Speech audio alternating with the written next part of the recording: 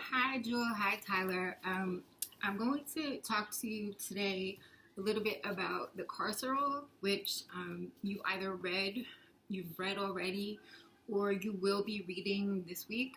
And the reason I'm going to go over it with you is because it's very difficult. So if you read it and you feel like you don't know what it's about, or you were reading something written in Russian, that's totally fine. It's pretty challenging. So essentially, Foucault's argument, the point he's ultimately making in a nutshell, is that the whole world is a jail because of the fact that, like in modern society, we are under we're either constantly being watched, or there's a possibility that we could be being watched.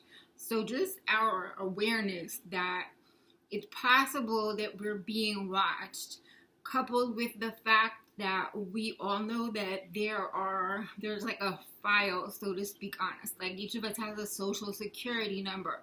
If you Google yourself or if you Google me, there's a certain amount of information that will come back. So that body of information that exists about all of us, compounded by the fact that we're either being watched or we could be being watched, that is enough to make us comply with all norms. So it's not even about keeping us from rebelling or keeping us from committing crimes. Those factors keep us in line with all of the societal norms, because not only are we subject possibly to surveillance, but the judges, as Foucault says, of normality are everywhere. So he says that all of us look at one another and judge. And so is that judgment, along with the surveillance and the body of knowledge, is very confining. It prevents us from being the individuals that we truly are.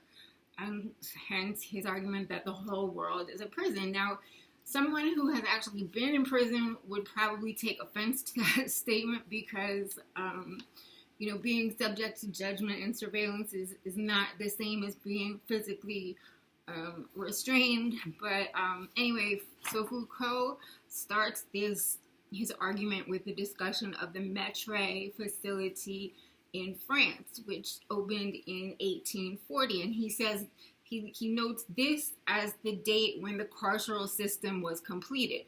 Why? Well, because he says that Mettray perfected the art of discipline. And how did they do this? Well, they have a number of coercive techniques, one of which is dividing the inmates into small groups, following a number of models. But each group has a leader, or like a father figure, or like a big brother type figure. And that person is with it, or let's say like a guard. That person is with the inmates. Let's say they work 10 hours a day, 9 out of the 10 hours that they're out of their cells. So that the inmates have the sense that they're being watched by the guard, or the father figure, or the brother, or whatever model, again, the group is modeled upon. And that person, like the father figure, is also continuously noting things about each inmate, and thus adding to the body of knowledge that already exists. So those are the two factors right there: surveillance. So the inmates know that this supervisor person is around them the majority of the time, so they're being watched, and they know that there's a body of information about them that is constantly being added to. So the purpose of these groups and the constant surveillance, there's one purpose and one purpose only.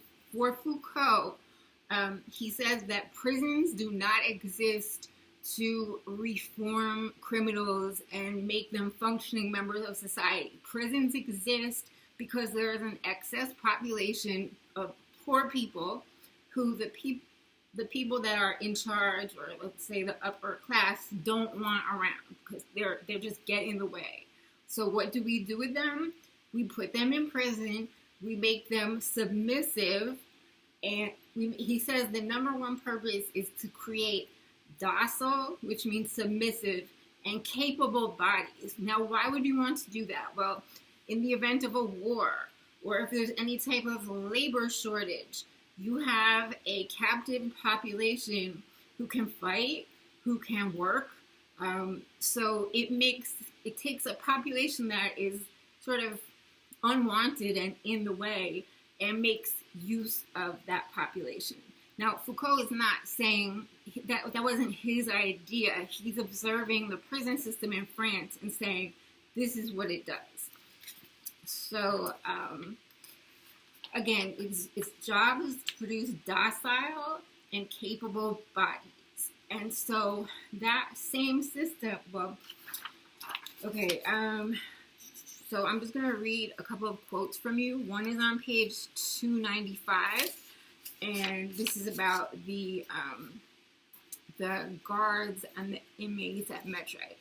They were taught the art of power relations. It was the first training college in pure discipline. The penitentiary was not simply a project that sought its justification in humanity, but a technique that was learned.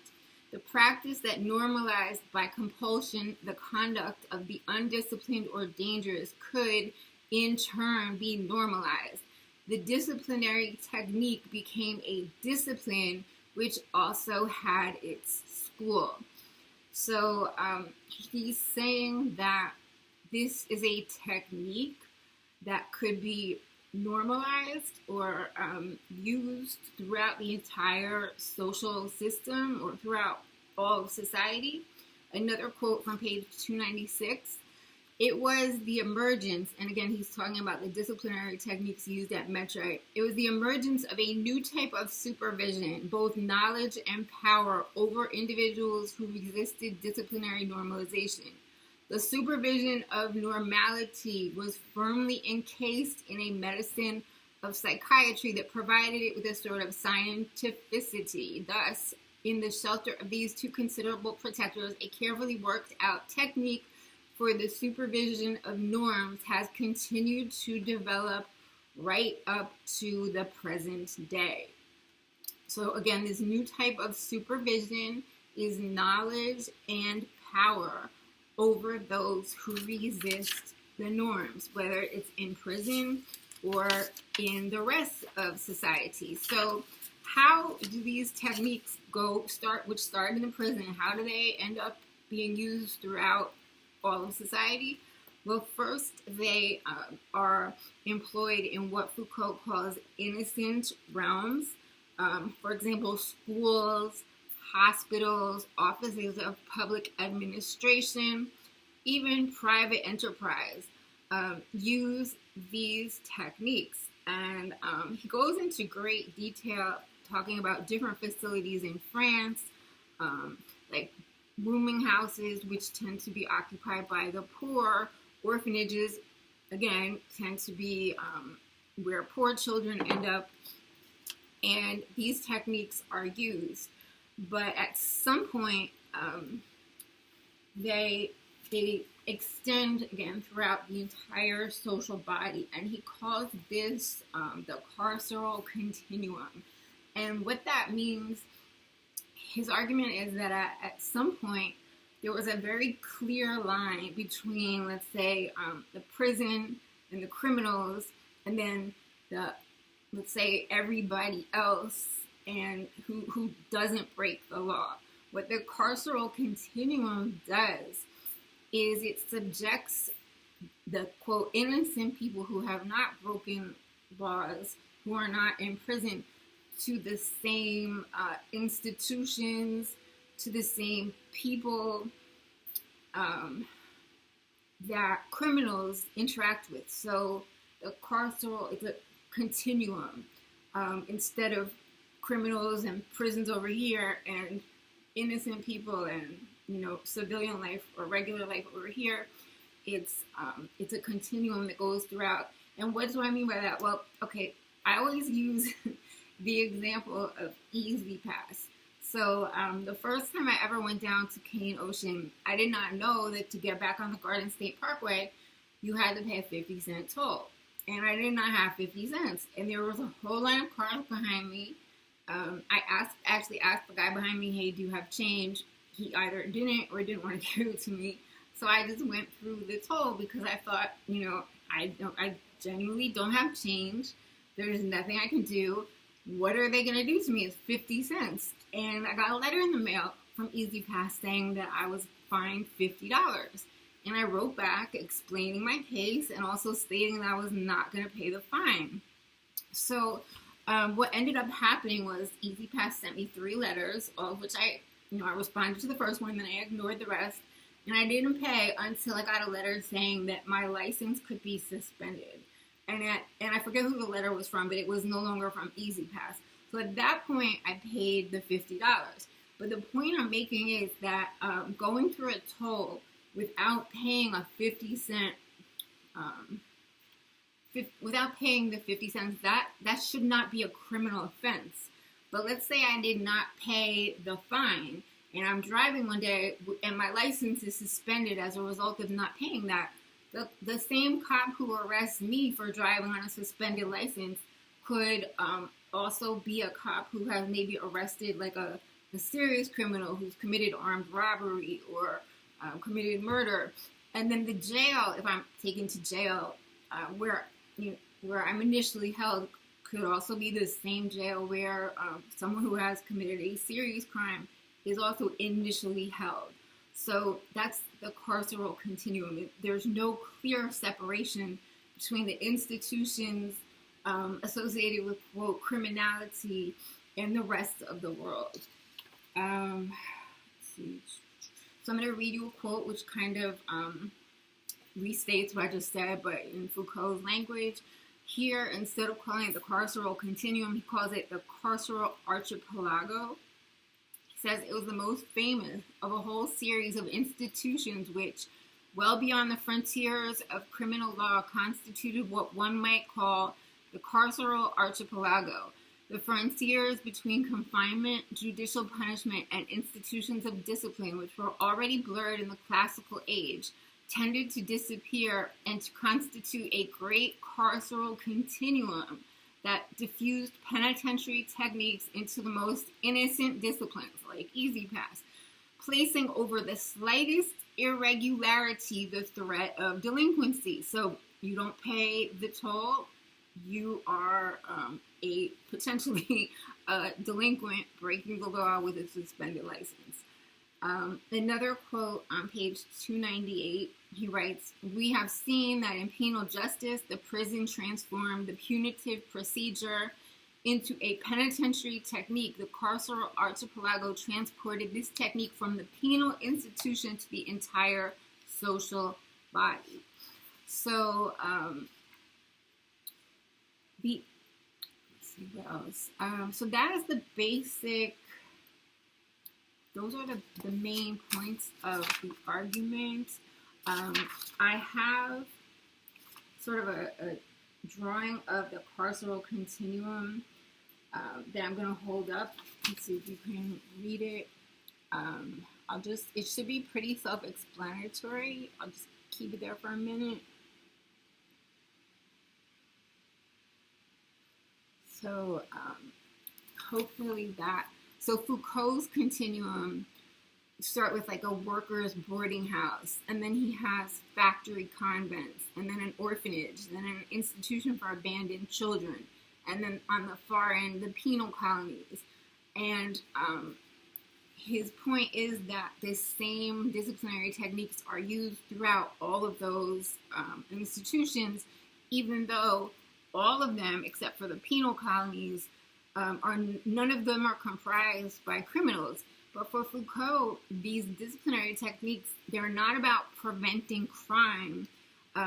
They are about stopping they're about getting people to obey all of the norms, all of the societal norms. So it's not about stopping criminal activity or any type of threat, major threats to society.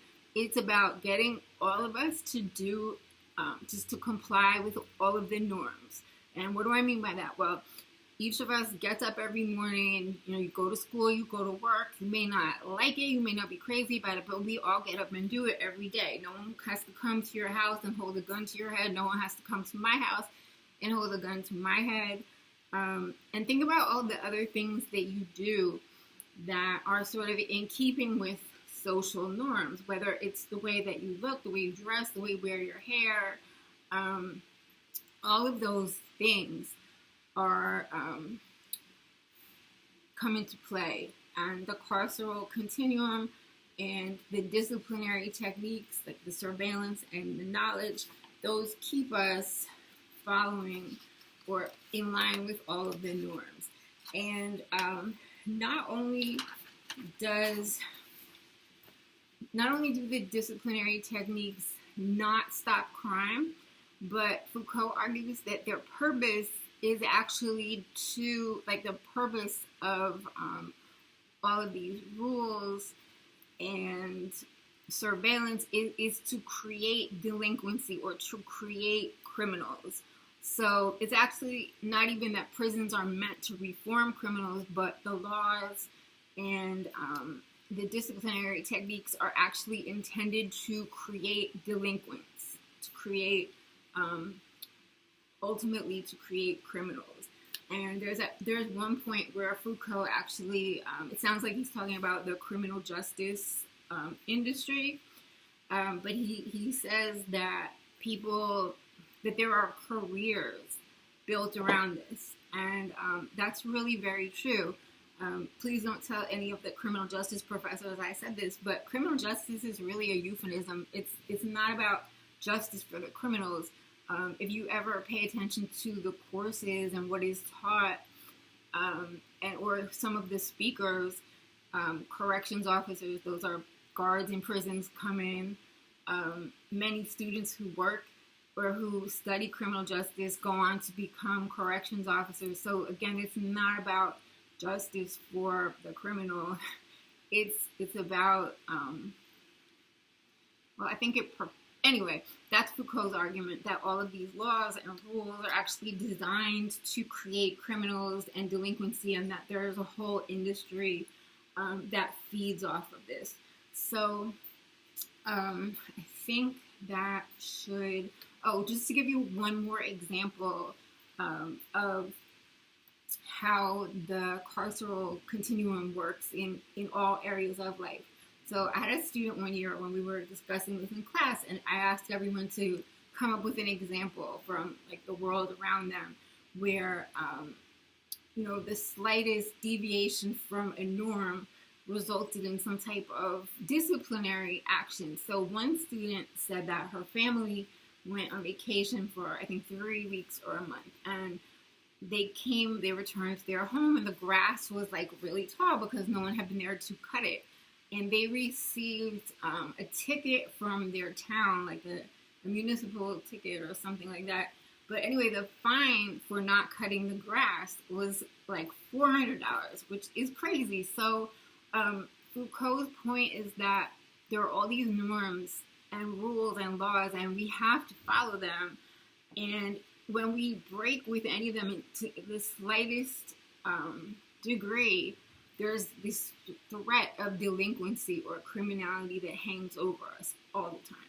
So that's why the world is a jail, because we are not free. We don't feel free to be ourselves, to express ourselves, to do anything that breaks with the norms, because we, on an unconscious level, are aware of that we're being judged all the time, and no one wants to be labeled a delinquent, or no one wants to be considered outside the norms. So I hope that was helpful to you. I also said I would address the annotated bibliography and proposal. However, I did not print up the annotated. So on Friday, I sent both of you the instructions for the annotated bibliography and the proposal. You can just follow those instructions. They're very detailed. One thing I want to emphasize about the proposal, this is very important.